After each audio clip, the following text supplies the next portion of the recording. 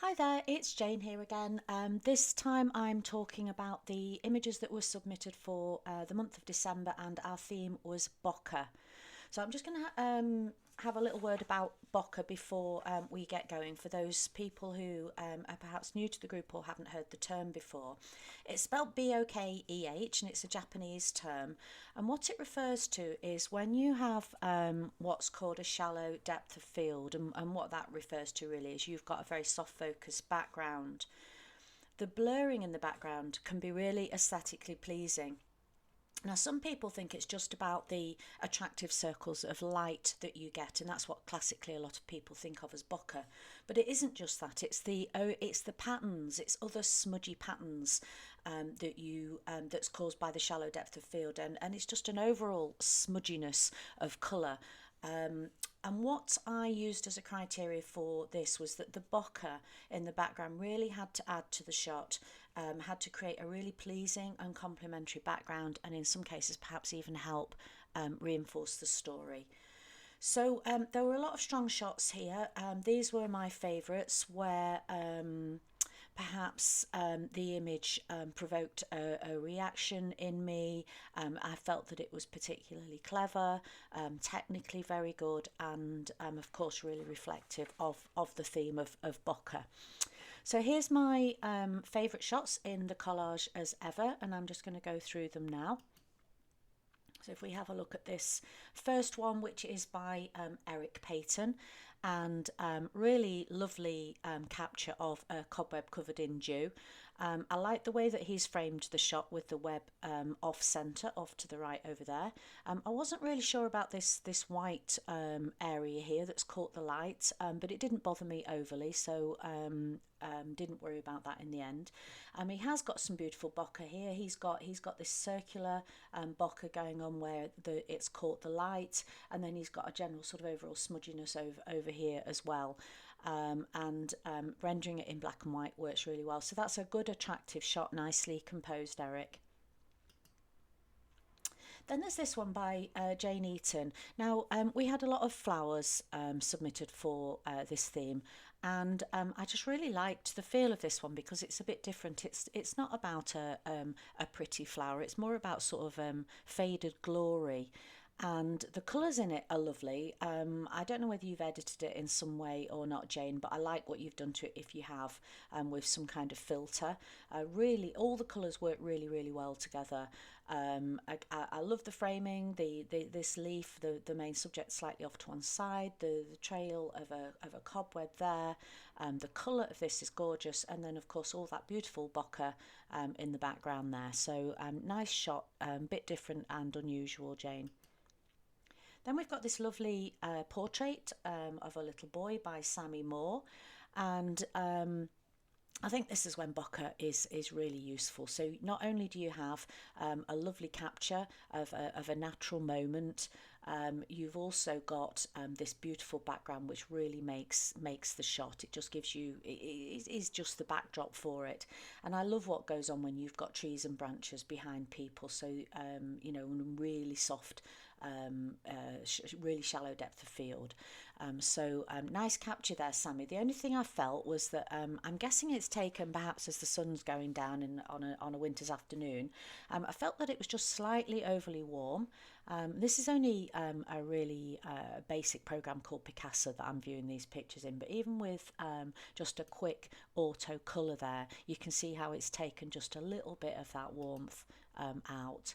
And I felt perhaps it could do with a little bit of tweak there, but really nice shot. Well done, Sammy. Then we have this shot by Lindsay, which I wrestled with this for a little while. Is this bokeh? But then you know, the more I read about it, the more, you know, yes, it is a pleasing blurriness in the background. And you know, in this case, it gives context to the little tank sculpture here, and I think it works really well. And I like how you've framed it. I love the textures within it. So I think that was a more unusual example of bokeh in that shot, Lindsay. Then we have a shot by Alan. Alan posts beautiful shots of birds, dogs, all sorts of really nice stuff. If you haven't seen his work yet, go and have a look. He's quite a regular poster on Love Your Lens, and I really enjoy seeing his work. But in this instance, I've picked this particular shot out.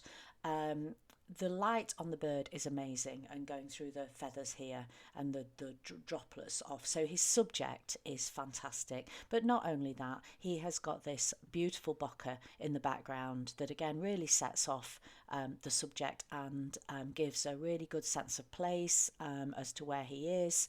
And it just works. It makes the whole shot. So lovely one there, Alan. Then another bird, fantastic shot, Lisa Rusco, really, really good. The only reason I've not picked this out as the winner is because you did say that it wasn't taken recently, so I wanted to kind of give credit to people who'd gone out and shot more recently. Obviously, I can't always be sure about that, but I do try and work out whether people have shot them for the challenge or not.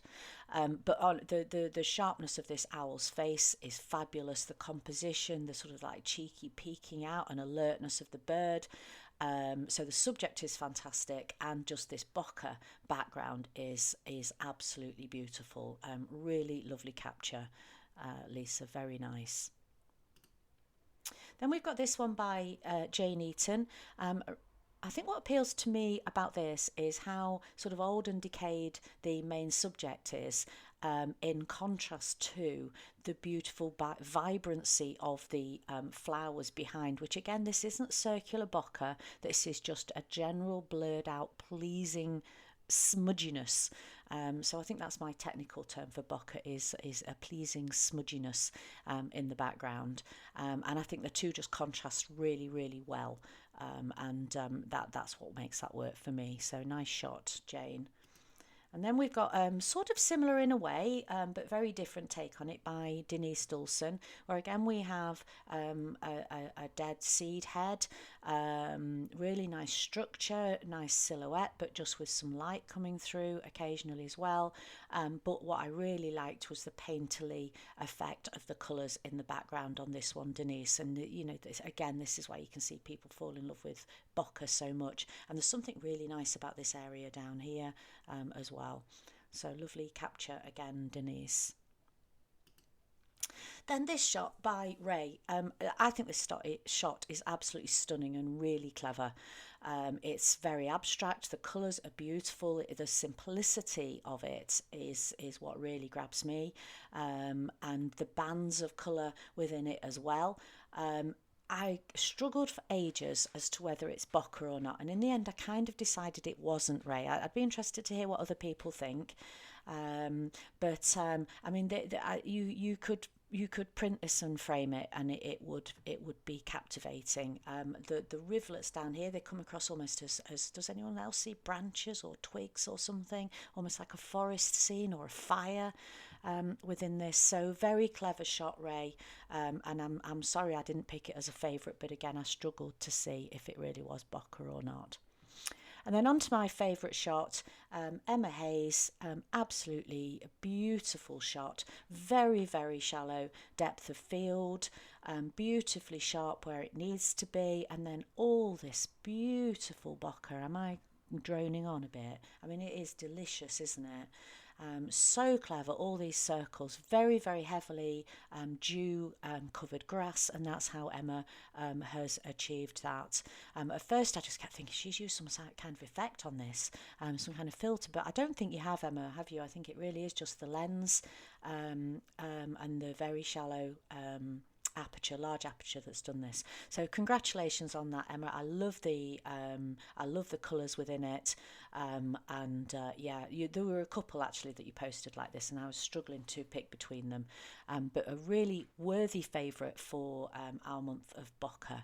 So well done, everybody. We've had new people join us for 2019, and I'm really looking forward to seeing everybody's images. They're coming thick and fast for Weathered. What I would ask is that you slow down a little bit and think about your composition, and how could you make the shot a little bit stronger. Find something that is amazing and weathered, but then think about it, look at it from different angles and say, how can I make this shot really work and really stand out as something a bit different and not just a snapshot. So I'll get down off my pedestal now and let you all get on with your day or evening, depending on where you're watching this. And thank you very much for listening in. Take care.